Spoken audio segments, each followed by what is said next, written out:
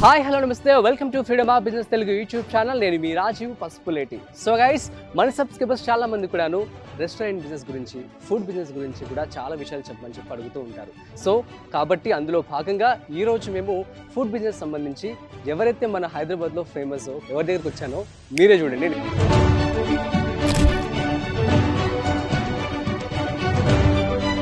So అమ్మ, మీరు initial కొత్తగా 11 ఏళ్ల క్రితం మొదలు పెట్టారు అంటున్నారు. అప్పుడు ఎంత ఇన్వెస్ట్మెంట్ తో మొదలు పెట్టారు? అలాగే ఇవాళ నన్ను ఇదిగా ద్వేషించిన వాళ్ళే ఇవాళ నన్ను గొప్పగా చెప్పుకుంటున్నారు. ఇప్పుడు మీకు ఎంత ఇన్వెస్ట్మెంట్ అవుతుంది, అంటే ఎంత పెట్టుబడి పెడుతున్నారు ఒక్క రోజుకి? ఉండాలనే కోరుకుంటా. ఎంత ఉన్నా లేకపోయినా వైఫ్ అండ్ హస్బెండ్ అనేది ఎన్ని కష్టాలు వచ్చినా కానీ ఒక మాట మీద ఒకరికొకరు ధైర్యం చెప్పుకుంటే అసలు ఆ కష్టాలన్నీ మర్చిపోతాం. మీరు ఫ్యూచర్లో దీన్ని మరి ఒక రెస్టారెంట్ స్టార్ట్ చేయబోతున్నారా, లేదా హోటల్ స్టార్ట్ చేయబోతున్నారా? అప్పుడే పెట్టుబడికి కూడా డబ్బులు లేవు అసలు. ట్రోల్ చేసే వాళ్ళకి మేము చెప్పదలిచేది ఏంటంటే, అలాంటి కష్టపడే వాళ్ళ మీద ట్రోల్ చేయటం కాదు, చేసేది ఏమైనా ఉంటే అట్లా స్కామ్ చేసే వాళ్ళ మీద ట్రోల్ చేయమనండి.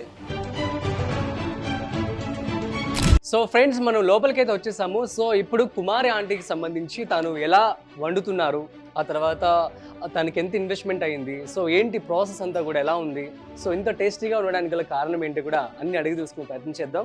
సో హాయ్ ఆంటీ, నమస్తే, కంగ్రాచులేషన్స్. ఎక్కడ చూసినా మీ పేరే వినిపిస్తోంది బయట. ఎలా ఉన్నారు? మాట్లాడండి. బానే ఉన్నావు నాన్న, మీరు ఎలా ఉన్నారు? యా, నేను చాలా బాగున్నానమ్మా. సో చెప్పండి, మీ బిజినెస్ సంబంధించి మంచి రెస్పాన్స్ అయితే బయట వస్తుంది. సో చూసారా ఎంత బిజీగా ఉన్నారో. సో కాబట్టి మా ప్రేక్షకులకి మా ఫ్రీడమ్ యాప్లో కూడా కంప్లీట్గా అందరూ బిజినెస్ ప్రేక్షకులే ఉంటారు.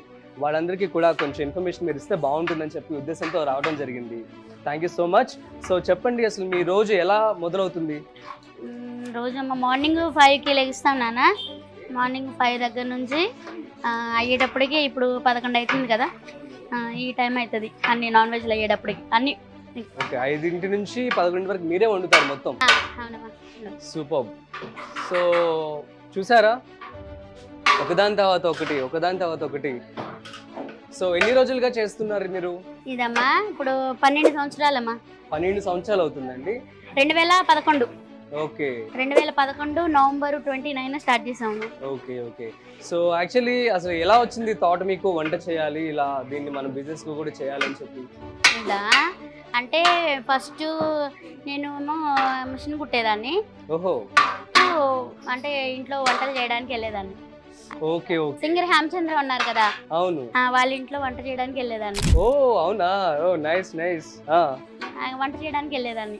ఓకే. కొంచెం అంటే ఇప్పుడు ప్రాబ్లమ్స్ ఉన్నాయి నాన్న కొంచెము, అంటే ఇక గిరాకీలు సరిగ్గా లేక, అంకులేమో డ్రైవింగ్ చేసేవారు. ఓకే. ఇక కొంచెం గిరాకీలు లేక కొంచెం ఎప్పుడు ఇబ్బందులు ఉండే కొంచెం, అంటే తినడానికి ఉండటానికి ఎప్పుడు ఇది లేదు, కాకపోతే ఇక ఎప్పుడు ఇక ఇదే ఇంకా దాంతో ఎప్పుడు ఇలా ఉంటుంది. అయితే ఆయన ఎప్పుడు కూడా ఇట్లా ఇదిగా ఇది చేసే కన్నా ఏదో వ్యాపారం చేసుకుందాం, ఏదో వ్యాపారం చేసుకుందాం అని చెప్పి ఫస్ట్ నుంచి అంటున్నారు.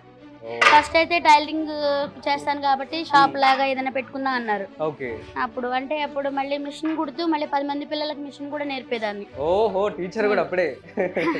Nice nice. సో అట్లా స్టార్ట్ అయ్యిందంటారు. సో అమ్మ, మీరు ఇనిషియల్ కొత్తగా 11 ఏళ్ల క్రితం మొదలు పెట్టారు అంటున్నారు. అప్పుడు ఎంత ఇన్వెస్ట్మెంట్ తో మొదలు పెట్టారు? అప్పుడే పెట్టుబడికి కూడా డబ్బులు లేవు అసలు. అవునా?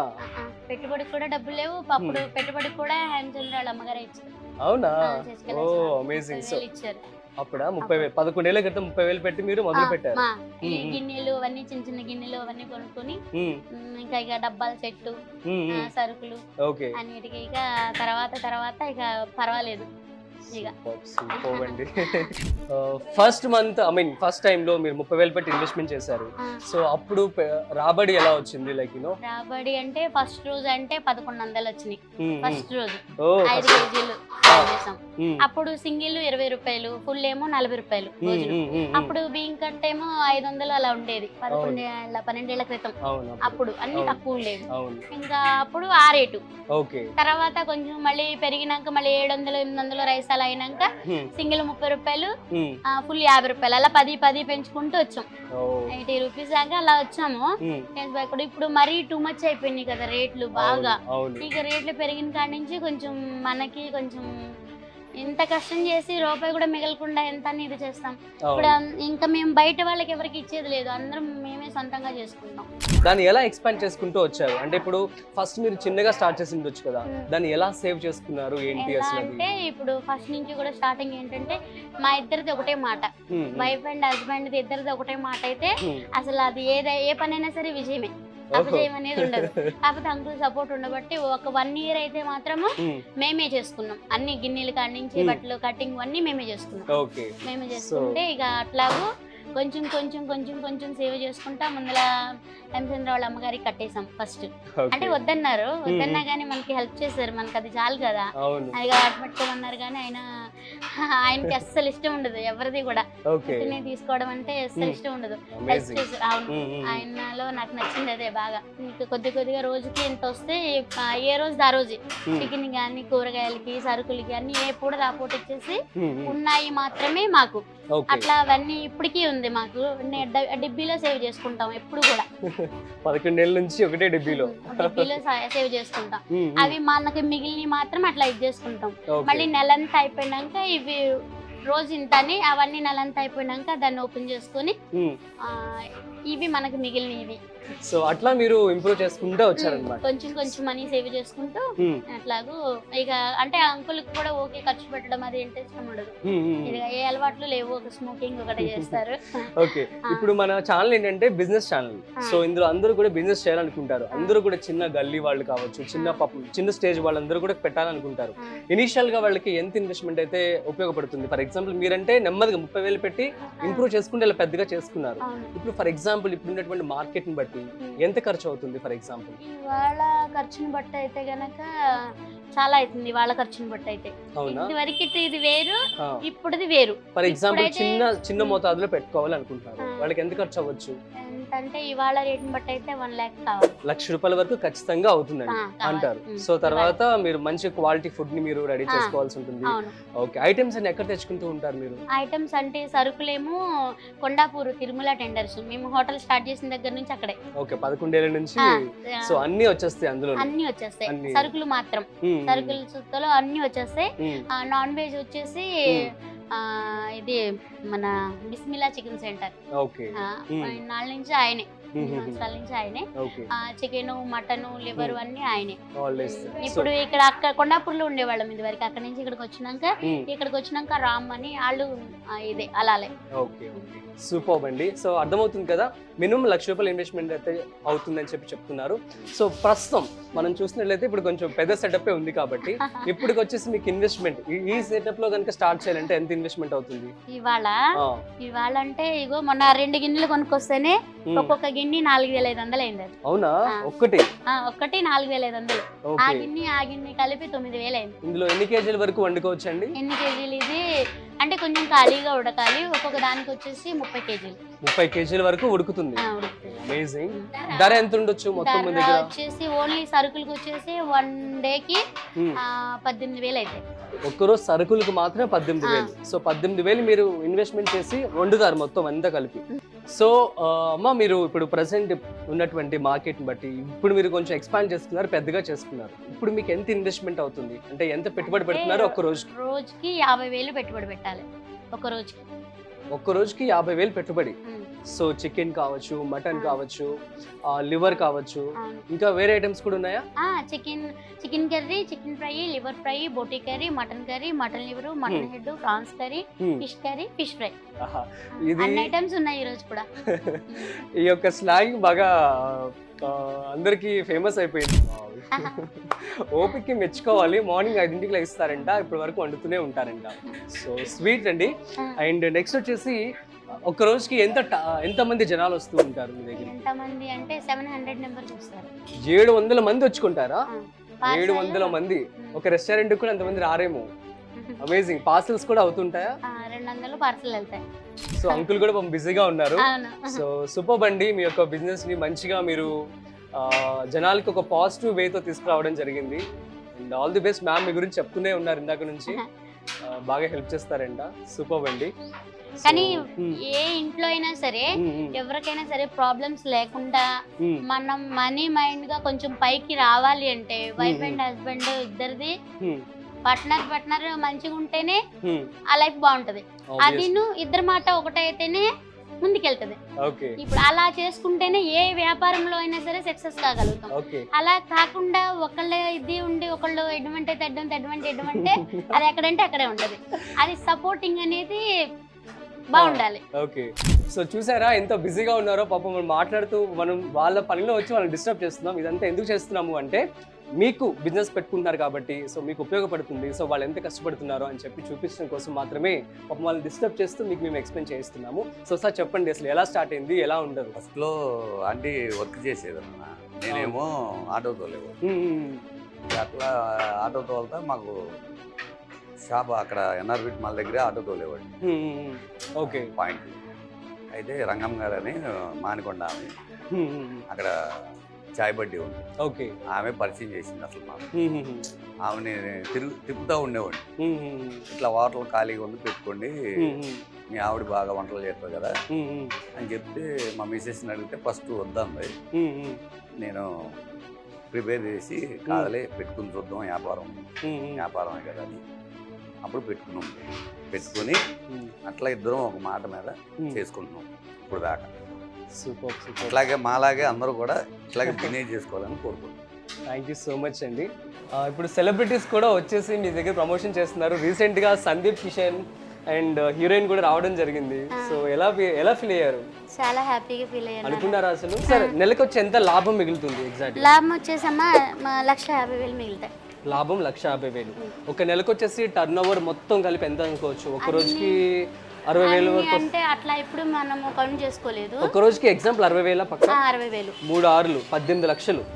18 లక్షలు ఒక్క నెలకి టర్న్ ఓవర్. లెక్కలు నాకు పెద్దగా రాదు.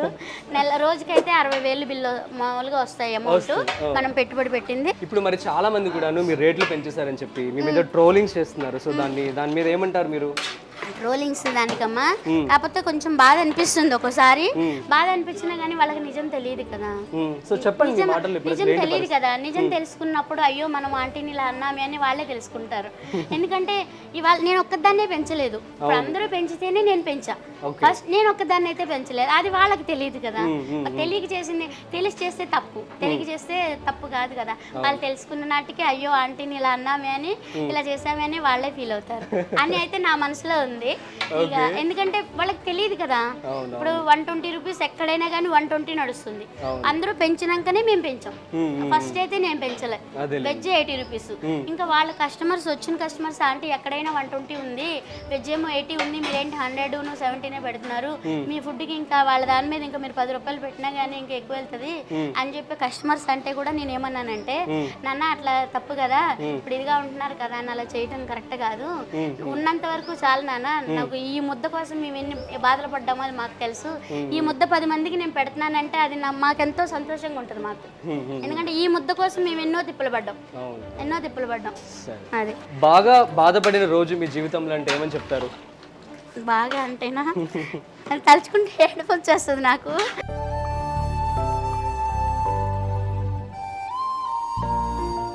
కానీ ఏడవకూడదు, కానీ అది అనేది మర్చిపోతే గనక ఇవాళ లైఫ్ అనేది ఉండదు.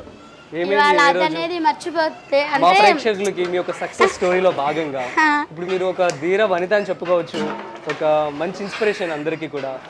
కాబట్టి చెప్పండి, ఏ రోజు ఆ రోజు ఏముంటంటే ఇంకా అంకుల్ ఏమో డ్రైవింగ్కి వెళ్ళేవారు, అంటే లారీ డ్రైవర్ అంకుల్. అసలు అంకులు 3 నెలలు 2 నెలలు అలా వచ్చేవాళ్ళు కాదు. అంటే అప్పుడేమో ఇక ఎవరి వాళ్ళకే పెళ్ళైన నెలకే కొంచెం వేరే కాపురాలు అయిపోయినాయి. ఇంకా అప్పుడు ఒకదాన్నే ఉండటం, మళ్ళీ వెంటనే బాబు ప్రెగ్నెంట్ నేను, ఇంకా దాంతో ఇంకా కొంచెము ఇక ఏంటంటే ఇక అంకుల్ 3 నెలలకు అలా వచ్చేవారు. అప్పుడంతా అంకుల్కి 3,000 4,000 అలా ఇచ్చేవారు. ఓకే. ఇంకా అప్పుడు చాలా ప్రాబ్లమ్స్ ఫేస్ చేసాము. ఇంకా కొంచెం ఇంట్లో పర్సనల్ ప్రాబ్లమ్స్ ఉంటాయి కదా, ఇక దానివల్ల ఇంకా అట్లా ఇది చేసినప్పుడు అంకుల్ని ఇక నేను గట్టిగా బలవంతం పెట్టాను, ఇంకా నువ్వు ఇక లారీకి వెళ్ళొద్దు వచ్చేయమంటే. ఇక వచ్చేసినాక ఇక అప్పుడు కొంచెం ఇల్లు జరగటం కూడా చాలా అంటే చాలా కష్టంగా ఉంది. ఇల్లు జరగటం 11 ఏళ్ళు కాదు, మా పాప బాబు ఇంకా పుట్టలేదు. మా బాబు కడుపులోనే ఉన్నాడు, ఇంకా ప్రెగ్నెంట్ నేను. అప్పుడు వాళ్ళ ముత్తరాసులని వాళ్ళ ఇంట్లో ఇల్లు కూడా లేదు అప్పుడు మాకు. ముత్తరాసులు వాళ్ళు నాకు అందుకే కులంతో కూడా నాకు పట్టింపు ఉండదు. ఎవరినైనా సరే మన అనే భావంతోనే ఉంటా. ఇప్పుడు ఏ కులం అయితే ఏంటి, నా కడుపు నింపింది కదా, అందరూ ఉండి కూడా అంటే బయటికి చెప్పుకోలేని ఇది. అంటే మా పెళ్ళికి ఒక ఫ్లాష్ బ్యాక్ ఉంది, ఇంకా దాని గురించి కొద్దిగా మమ్మల్ని కొంచెం అవాయిడ్ చేయడం. లవ్ మ్యారేజ్ అంటే 1 సైడ్ లవ్.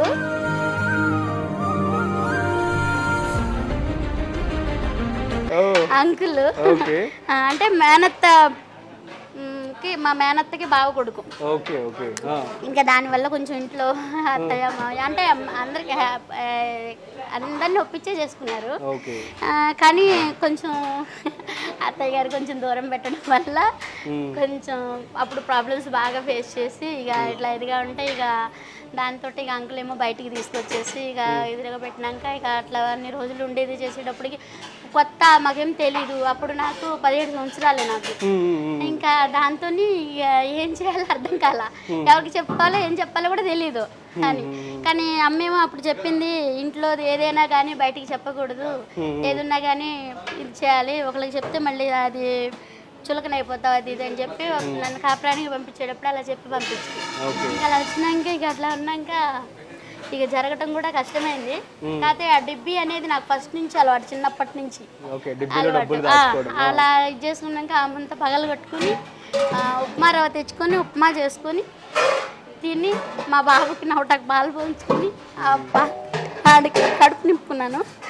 ఇప్పుడు మా అన్న వాళ్ళు ఎవరు మాకు రాలేదు. అప్పుడు ఆంటీ అమ్మ నువ్వు బాధపడకు అంటే వాళ్ళతో పాటు కలిసి తినేదాన్ని. ఇంకప్పుడు మా నాన్నగారికి ఫోన్ చేసి పరిస్థితి అని చెప్పింది. చెప్పినాక అప్పుడు నాన్న అమ్మ వెంటనే తెల్లారంటే బెండ తోటలు మాకు అంటే అప్పుడు కూడా ఆంటీ వాళ్ళతో పాటు అన్నం తింటుంటే వాళ్ళు ఏంటి రావట్లేదు ఏంటి మాతో తింటలేదేంటి అని చెప్పి అప్పుడు కోటా బియ్యమే మేము తినేది. అప్పుడు ఇంకా వాళ్ళు ఇక ఇది చేసి ఇంట్లోకి వచ్చి ఆ పాప వచ్చి అండ్ నా వదిన దగ్గర లేవు ఇట్లాగని చెప్పి ఆవిడ వెళ్ళి చెప్పినాక మాకు ఇలా కావాలి బెండకాయలు కావాలి మీ నాన్నగారి ఫోన్ నెంబర్ ఇవ్వనంటే అప్పుడు బెండకాయల కోసం అని ఇచ్చా. వాళ్ళకి చెప్పి ఇది పరిస్థితి అని చెప్పగానే అమ్మ నాన్న వచ్చారు. ఇక వచ్చి ఇట్లా ఇది చేస్తున్నావా ఇది తప్పు, నేను ఇలా చెప్పాను కానీ ఇలా కష్టాలు పడితే నేను ఇది కాదు అని చెప్పి అంకుల్ కూడా చెప్పేదాన్ని కాదు. ఎందుకంటే అంకుల్ లాంగ్ డ్రైవింగ్ లో ఉంటారు. డ్రైవింగ్ లో ఉన్నప్పుడు ఇలాంటి ప్రాబ్లమ్స్ చెప్తే ఆయన ఎలా ఇదవుతారు కదా. డ్రైవింగ్ లో అంకుల్కి తెలియదు అప్పుడు మీ దగ్గర డబ్బులు అంటే ఇచ్చెళ్ళారు కానీ బాబుకి అప్పుడు బాగాలేదు, కొంచెం ఇచ్చే డబ్బులు అయిపోయినాయి. ఇంకా ఇంట్లో అక్కడ ఉన్నా కానీ మా అనేవాళ్ళు ఎవరు మాకు దగ్గరకు వచ్చేవాళ్ళు కాదు, చేసేవాళ్ళు కాదు. ఇంకా దాంతో ఇట్లా ఇంట్లోనే ఉండేదాన్ని, ఏదైనా సరే చెప్పుకునేదాన్ని కాదు. ఇంకప్పుడు ఇక అంటే ఎప్పుడైతే అమ్మా నాన్నకి చెప్పిందో అప్పుడు అమ్మా నాన్న వచ్చి ఇంకా అయ్యా నువ్వు కూడా అట్లా లారీకి వెళ్ళొద్దు చేయొద్దని చెప్పి అన్నయ్య ఏం చేశారంటే ఆటో కొనిపెట్టారు. ఆటో కూడా ఊరినే కొని పెడతానంటే వద్దంటే వద్దన్నారు. అలా అయితే నేను తీసుకుని అన్నారు. అంకుల్ అసలు పొరపాటును కూడా వాళ్ళ అమ్మ వాళ్ళు తీసుకెళ్ళినా కానీ మాది మేమే వండుకునేవాళ్ళం, మాది మేమే. అంకుల్ మాత్రం దాంట్లో మాత్రం ఎప్పుడు ఇట్లా అంకుల్ మాత్రం అప్పటి నుంచి ఇప్పటి వరకు కూడా నన్ను ఎవరు ఎన్ని ఇది చేసినా కానీ అంకుల్ సపోర్ట్ మాత్రం అప్పటి నుంచి ఇప్పటి వరకు కూడా.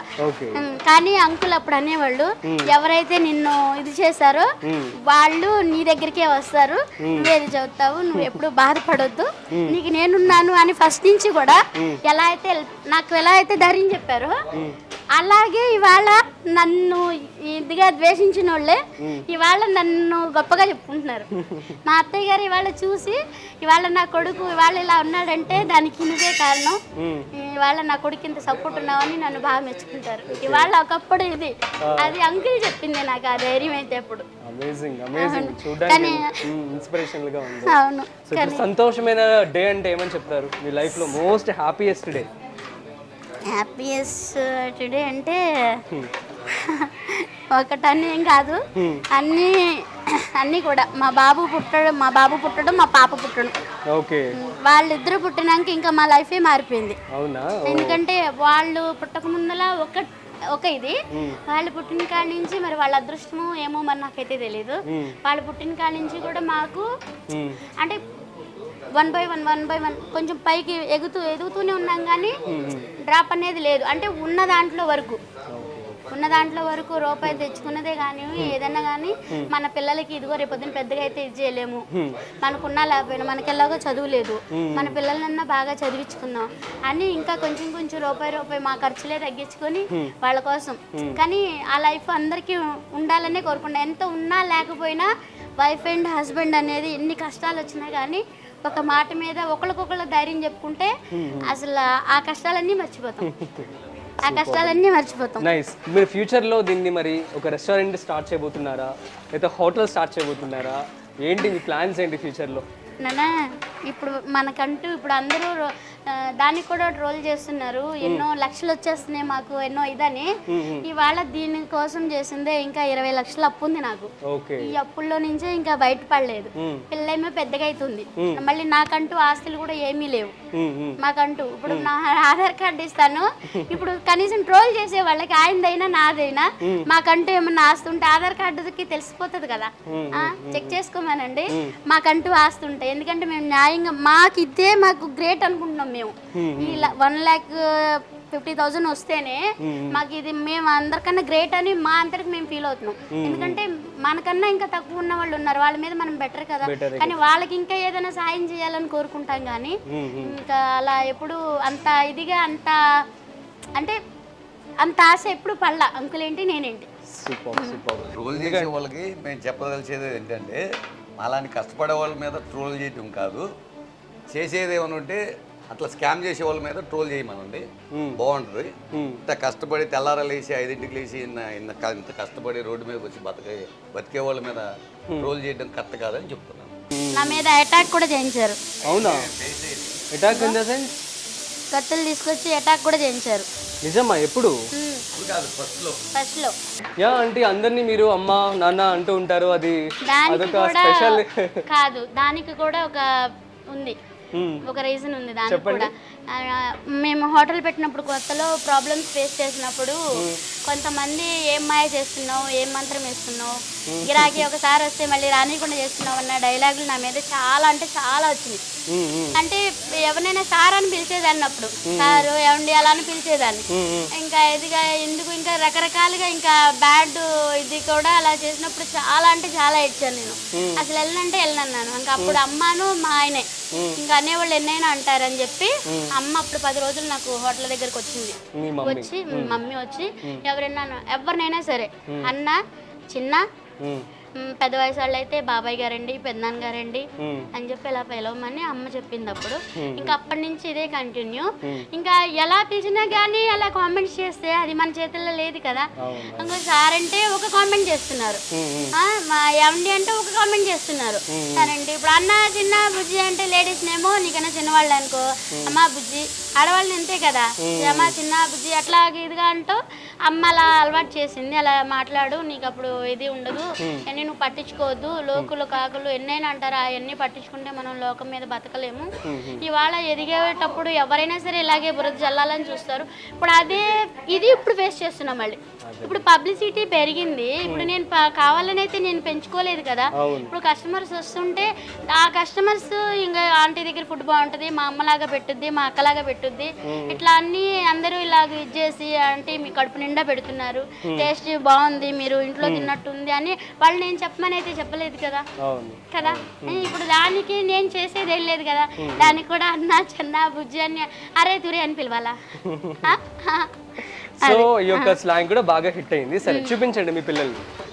Yeah hi. మా పాప యామిని లక్ష్మి. ఓకే. మా బాబు ధనుష్. నైస్ అండి. Degree first year. అవునా? పాప ఇంటర్ సెకండ్ ఇయర్. ఓహో నైస్ సూపర్ అండి. బాబేమో ఓపెన్ డిగ్రీ అంటే కాలేజ్కి వెళ్ళకుండా ఎగ్జామ్స్ అప్పుడు వెళ్ళి రాసేటట్టు చదువుతున్నాడు. ఎందుకంటే వాళ్ళ డాడీకి కొంచెం హెల్త్ బాగుంది కానించి మా పిల్లలిద్దరూ నిజంగా అది కూడా మాకు దేవుడు ఇచ్చిన అదృష్టమే. ఇవాళ రేపు ఏ ఇంట్లో పిల్లలైనా సరే పేరెంట్స్ మాట ఎవరు వింటున్నారు చెప్పండి?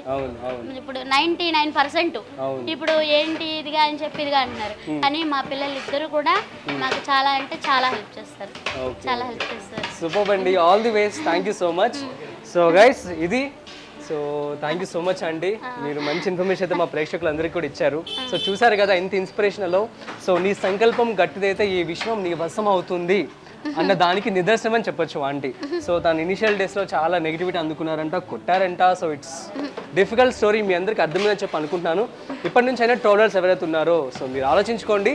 ఇట్స్ లైక్ తనైతే అసలు పట్టించుకోవట్లేదు.